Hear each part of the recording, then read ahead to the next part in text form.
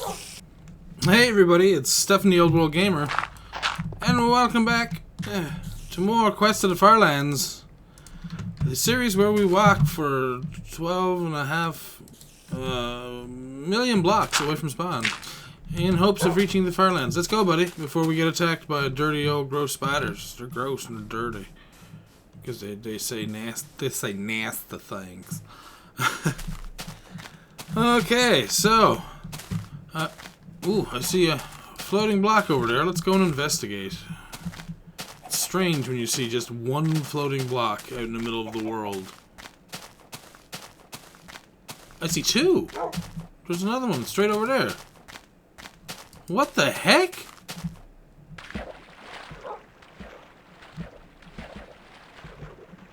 Is there any further up than that? That's really strange. Okay, well, I said there was no... A couple episodes ago, I said there was no reason to ever make a monument. Well, let's just change our minds on that. This is well worth a monument. What the heck is this? I'm looking for flowers. There we go. Let's take... Oh, we don't have enough room for flowers.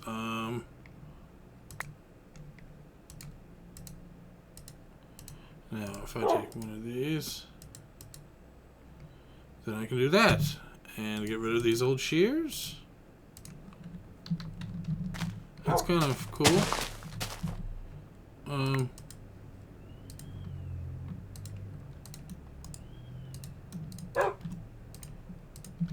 Is 4 enough? I was going to make... we're really far away from it now, it seems like. I was going to make, not really a monument as such, but like at least an arrow pointing to this strangeness, so let's just kind of...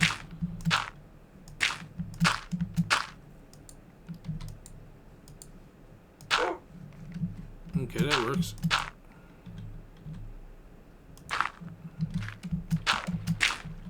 Oh, okay. This is what I was afraid of.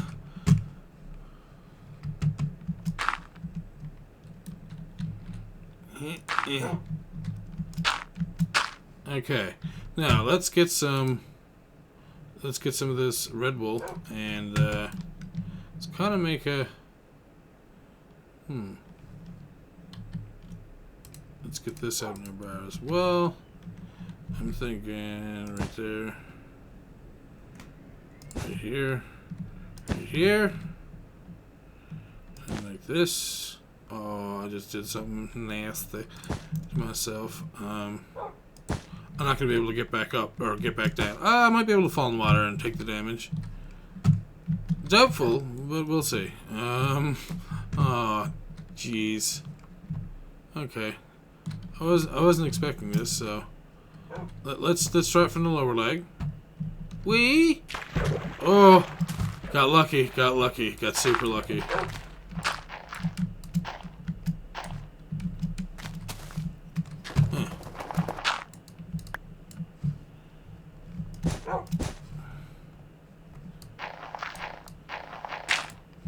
There we go, and then maybe from here down.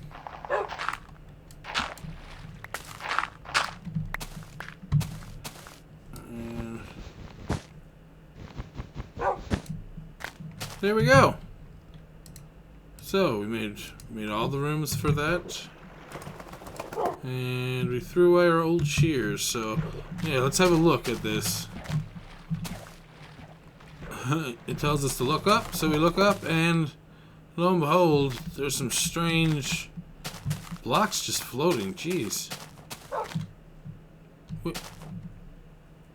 Oh, okay, there's a little smudge on my screen. For a second I thought there was one really far away up top. I was like, wait, what? But no, okay. So, let's get ourselves to safety for now. Into a boat where we know we'll be safe. So yeah, on the last episode, ooh, I like this coastline.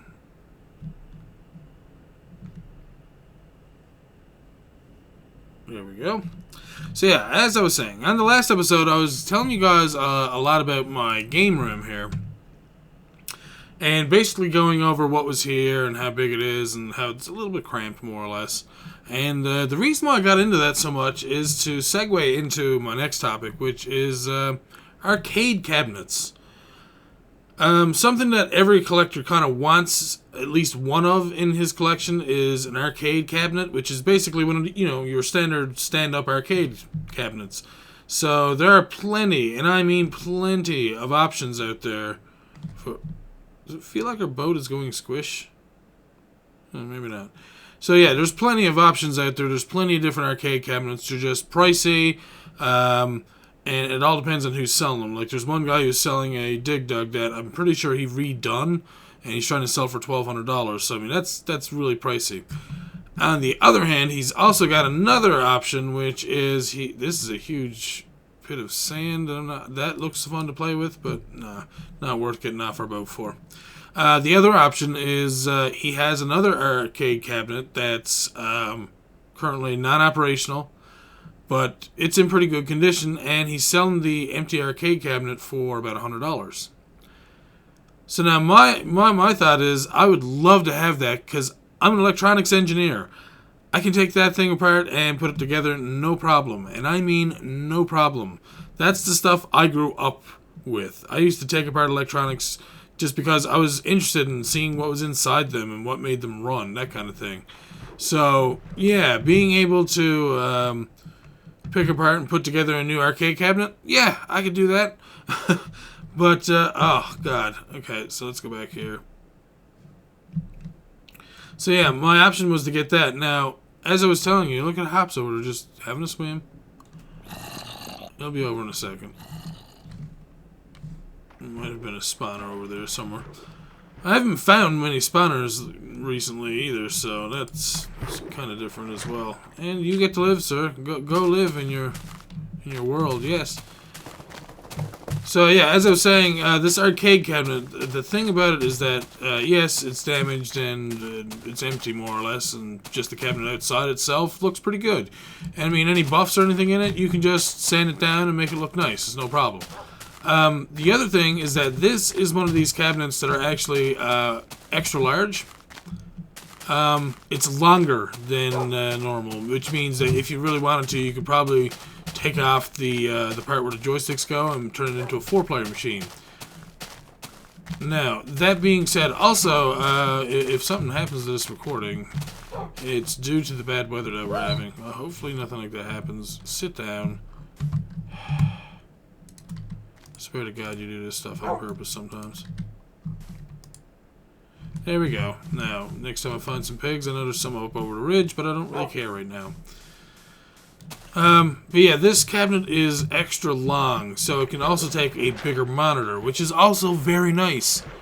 But because it's a bigger cabinet, and even if it was a standard size cabinet, I have nowhere to put it. So that's my dilemma in regards to arcade cabinets.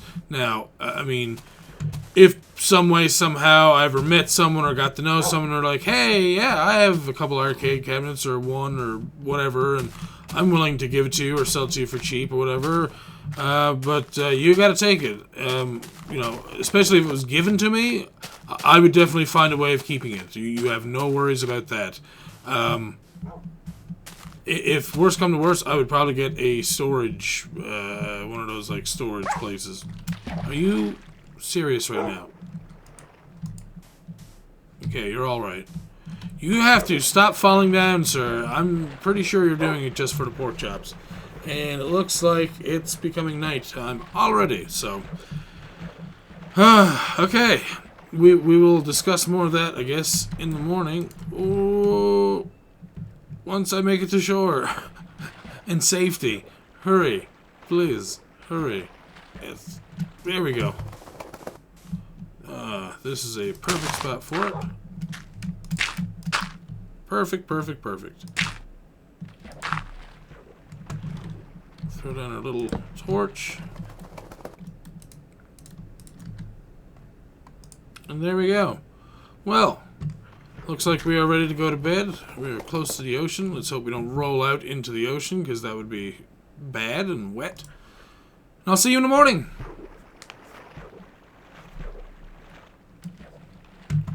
And I couldn't get much sleep because somebody decided to go swimming all night. Yeah, I know you're wet. Thanks for shaking off on me. Anyways, I see some sheep, so I will shave them. You thought you were going to escape, didn't you? No, no, sir. No, sir, no, sir. And not really interested in the chickens. Anyway, so yeah, I don't have a place to put an arcade cabinet, but I've always wanted one ever since the first time I've played one, pretty much. Because, I mean, once you play an arcade, when you were a kid, it was just like, whoa, I want one of these. And usually it was games that you didn't have access to as well. Like, no one has access to a real good DDR setup at home. I'm sorry, but you don't. You'd have to get special pressurized padding and stuff so that even if you tried to use an at-home DDR pad, you'd have to reinforce it and make it so that pressurized pads, you know, would put enough pressure so that it activates each part of the DDR pad, but not enough so that like it damages the pad, which is a lot of math and a lot of work and a lot of good luck. So that's all I got to say about that. But no, there was a lot of things, like for me, like Pac-Man and Dig Dug and Knights of the Round is another one, and there was a lot of just really awesome arcade cabinets. Actually, now that I think about it, someone reused another arcade cabinet for Knights of the Round one time that had a flight stick, which is super weird. And I see those sheep over there. I'm coming to shave you. Don't run. Thank you. Ah, you're not going to save your friend. I'm going to shave you. Okay, so we're good. We're good. Alright, so, yeah. So, I don't know. I've been wanting to get an arcade cabinet, but I have nowhere to put it, and that's my biggest dilemma with that. But, I mean, I don't know. I'm not even sure how many of you have ever been to an actual, real, good arcade. And what I say by real good arcade, I mean a lot of old retro-style arcades that, you know, were only a quarter and were all stand-up ones. Not something where you go and sit on it or ride on a snowboard or anything like that. I mean, the coolest thing that we had, two of the coolest things that we had in an arcade close to me when I was growing up, I used to go to an arcade in Gander here in Newfoundland because I live on a small island off of Newfoundland, so yeah. Anyway, so whenever we'd go and visit, well, even if we came to St. John's, I would immediately go to the arcade too. And that one was pretty crazy because, well, they had like the newest Mortal Kombat arcade cabinets and, you know, stuff like that. And like the 8-player Street Fighter arcade, and that used to be awesome. I used to like be in awe of that stuff. But the small one that we had in Gander was actually kind of nice. It had a lot of good arcade games. The lighting was fun. It was actually a pretty mellow mall to begin with anyway, so I mean everything was kind of close, everything that you needed. You weren't too far away, like if you had to go bug your mom for more money, that kind of thing. So anyways, ooh, looks like we're going for another boating expedition. So yeah, the cool things that they had at that arcade in particular, well, one is something that a lot of you probably don't think is all that cool anymore, which is air hockey. When air hockey first came out, it was a very rare thing to see, and they actually got one relatively soon in the air hockey, I guess, business in the early 90s. And, no, I could be wrong on that. I'm pretty sure air hockey only came out around late 80s, early 90s. Anyways, either way, it was new to me, and it was like, wow, what is this? And, you know, I'm not a big hockey player or anything, but, I mean, look at this. This might make me want to play hockey a little bit more. This is kind of cool. But, yeah, it was pretty awesome. It was a full-sized air hockey table as well, not one of these little dinky ones that you see at some places. It actually had, I think it was like 9 to 10 feet long, and it was pretty good. Like, if you were younger, like I was at the time, you couldn't reach to halfway on the table because that's how far away it was, kind of thing. So that's a wad and how long it was, or whatever you want to call it. So, anyways, that was pretty cool. But the coolest thing by far was a holographic arcade game. It looked very futuristic, very technological, I guess. Thanks, Hops. It was pretty much this big white, and it had arcade cabinet. It had like weird curves to it because I'm pretty sure the monitor inside, it either has two monitors or it had like a different type of curved display. And could you please stay out of my way, dog? God! Sorry. Dogs make me mad. Hops is getting in the way. He's a little trickster sometimes, and I want to slap his butt, but I can't. So, anyways. So yeah, they had this holographic arcade game. And of course, when that came out, everyone was all like, what is this? And how do you play? And you know, how often can I play? I think it was like 50 cents or $1 possibly to play this game as well. So, I could have been wrong on that. I'm not 100% sure. But anyways, regardless. So basically, this arcade game was one of these, you have to choose the right thing at the right time or you screw it up. It's a lot like the way Dragon Slayer was for the arcade and the NES. And stop it. I had to punch him that time. I'm sorry, but that really made me angry. Every time I was popping up somewhere, I would give him room beside me to spawn. And what would he do? Right inside my boat. Every time. And that time he busted my boat, so that really made me angry. Yeah, I know. You are being a butt. You are a butt.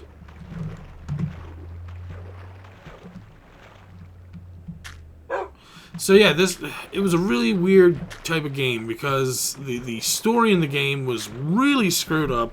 Nothing that you would expect, really.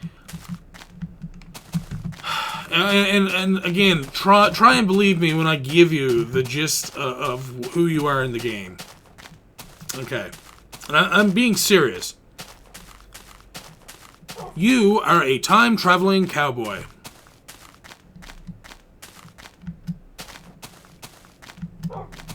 Just let that sink in for a bit. A time-traveling cowboy.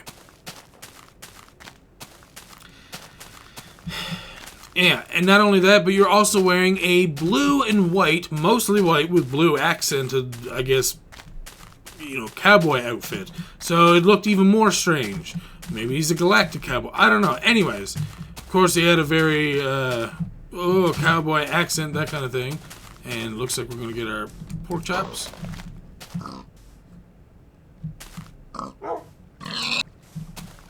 Nothing there.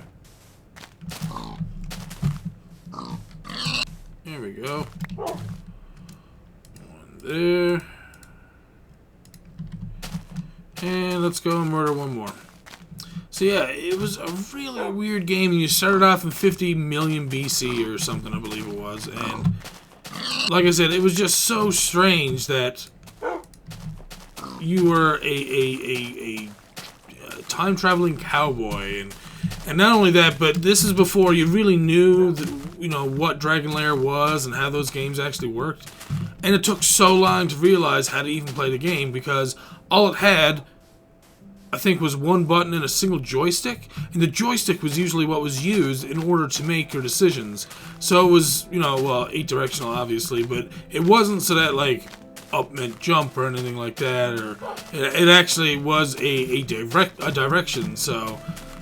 it was so weird for an arcade game, but just the way it looked. Like, it looked like TV. It was real people. I mean, it was holographic kind of thing, right?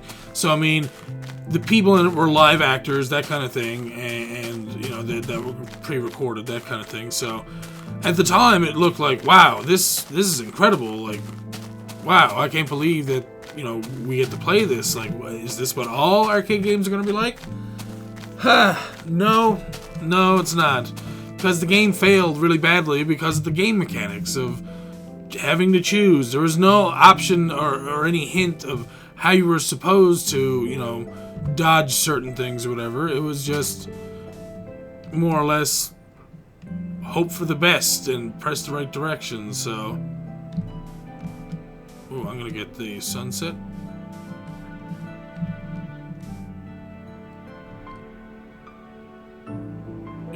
That's really nice.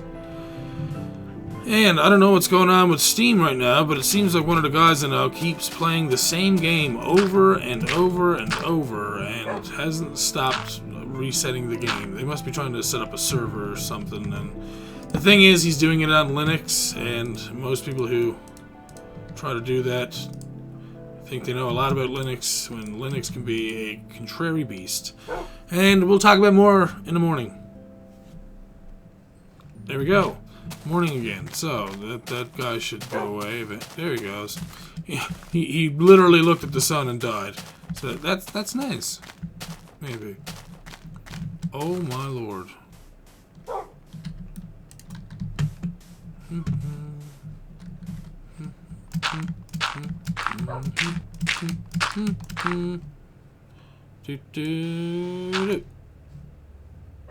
Hey, come on now. There we go. Hops, I hope you're not. Are you?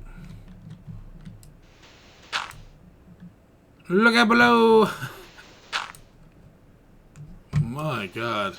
This is always so much fun to play with. I don't know what. Oh god, I forgot I couldn't sprint. Ah, my butt. Yeah, I know, I hurt my butt. So, moving onward, our last day before we head out for this episode. So yeah, it was a really weird game, this holographic thing, but it looked so cool. And I often wondered what other cool games other people had that we never got to see, that I never got to see. I'm sure there's plenty, and I believe when I went to look up this game, I can't remember the name of it anyways, but when I went to look it up, I found it, but I've also read that there were several other types of games similar to it, with these holographic type display thingy things. So, it just makes me wonder how many people out there, how many of you have played any of these games, and if you have, let me know, because I would like to know a lot more about them. If I can play them through like a MAME emulator or something, I'll even give them a go. I mean, why not? Ooh. Ooh. This is a spooky spot.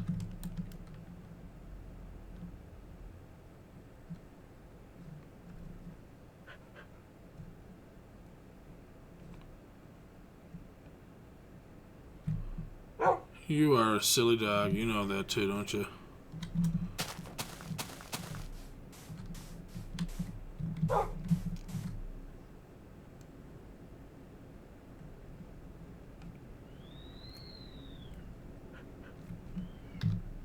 So many awesome pictures, like in landscapes and terrain generation that they have in this game. I'm loving this.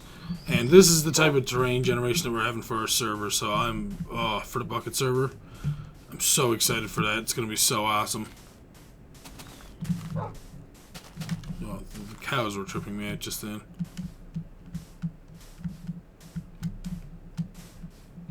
I don't see any spawners around or anything. No surface side spawners anyways.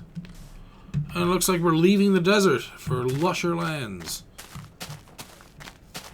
So yeah, as I was saying, if you do have any, even if there's any like just cool arcade games that you remember but never remember the name of, like for the longest time I didn't know what Combat Tribes was. I remember playing it in the arcade, but I didn't know that it was a game you could get for the Super Nintendo and probably the Sega Genesis.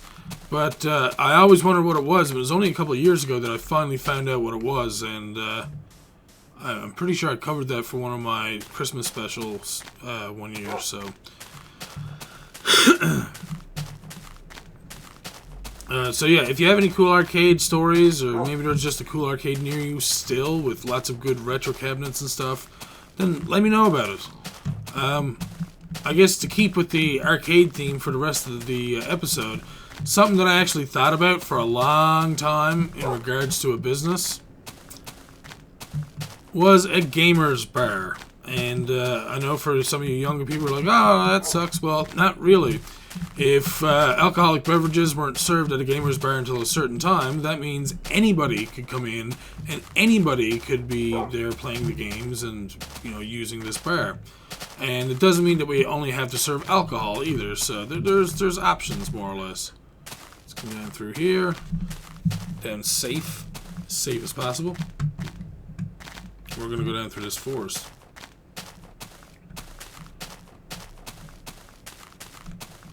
I have my trusty shovel out. It's on its last legs, as is most of my iron gear. And when that happens, we're going to stop for that episode, and we're going to cook up some iron and, you know, replenish our tools and such. But not today, it doesn't seem. Not today. So... But yeah, I've been thinking about, I thought about this gamer's bar for a long time and how cool it would be to actually have one of those and just have, well, your old school arcades, but have it so that they're all free to play. And just have it so people have to pay a minimal amount to come in, like say $10. Let you walk in and play whatever arcade games you want when they are free. Of course, there would also be limits on certain games, most likely. Like, I mean, you wouldn't get a premium, you know, $1, you know, per play type game, because at that point you'd be just, okay, well, I still got lots of time.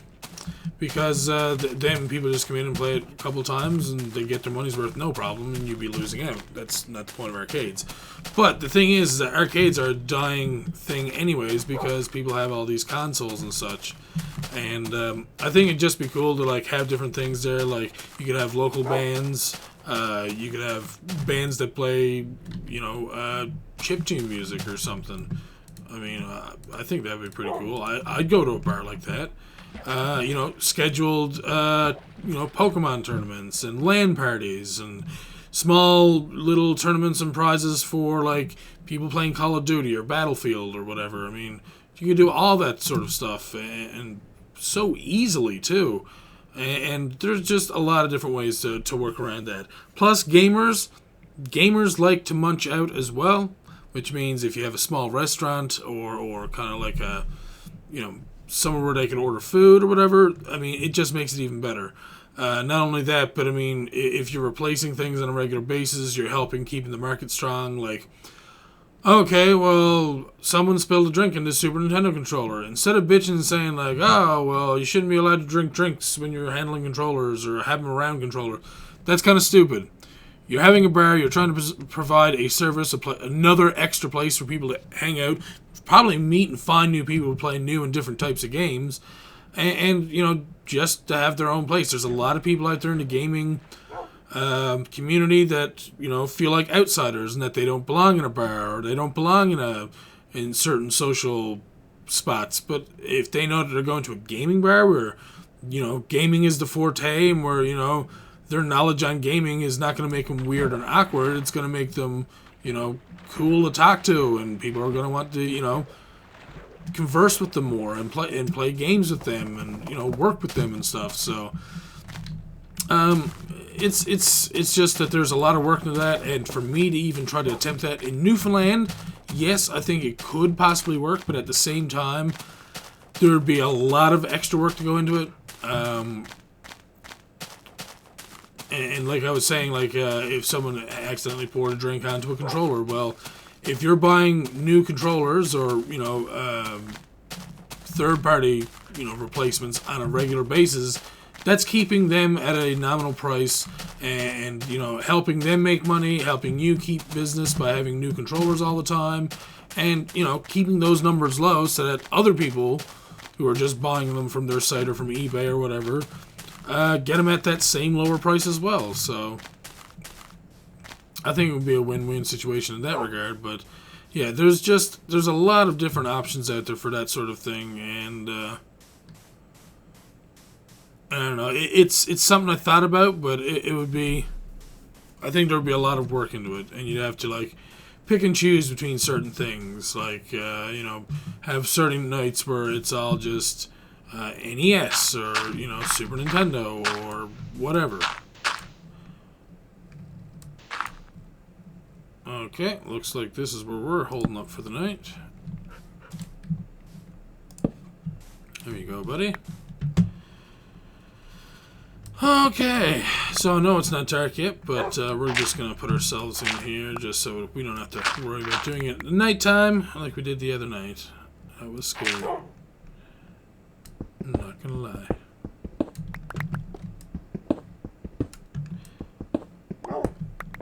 So yeah, if you have any ideas or thoughts on this gaming bar, or you know, what do you think? Do you think that would be a good idea? Would you want a gaming bar in your area? I'm sure a lot of gamers wouldn't say no. I'm sure a lot of... Oh, wow, we just used the end of our shovel, so it looks like in the next episode we're going to do some cooking. Actually, I could probably do it right now if I really wanted to. Well, let's throw down this.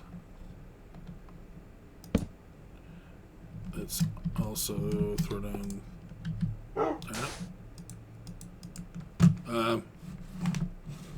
No.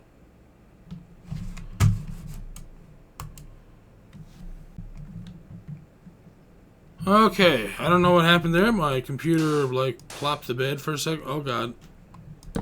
There we go. Oh, God.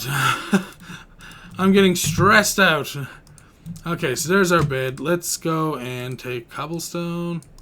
Oh, I forgot that you have to click one at a time. You can't just drag and drop. And we'll throw that over there. And actually, you know what? We're going to throw that over. And we're going to keep that because, well, one, let's cook up some of this iron here. There, put these two in. There we go. Now, while we're waiting for that, let's go and build our new shovel. Let's get ourselves a new stone pickaxe. Replace that one. Our iron axe looks like it could use a refilling as well. Plus, we're getting a lot of extra iron, so I don't really mind.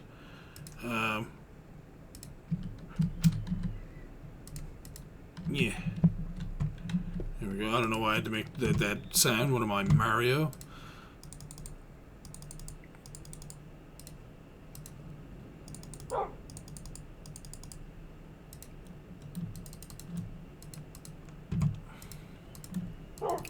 Some wood done up here real quick. And make our boats for the next episode. Of course, it would go over in that slot. And that looks to be about it, pretty much. So, I don't think I'll be needing anything else. I don't need to craft anything else. So, let's just go and... Now, I just realized that I done this. First, let's throw away our bad axe, our bad stone pickaxe, and put the good axe there. I almost threw away my good axe and kept the old crappy one. So I'm glad that didn't happen. That would have been pie on my face. Wind at my crack. Okay, so it looks like we're going to actually have excess iron, which is fine. That's fine. So like I said, try and keep in mind now that for the... for your comments and stuff, that let me know what you think of arcades, your memories of an arcade or arcade games, and what you think of a arcade bar, a gamer's bar, one where all gamers are welcome. D&D players, doesn't matter, anybody and everything. So, let's just go and carve this up.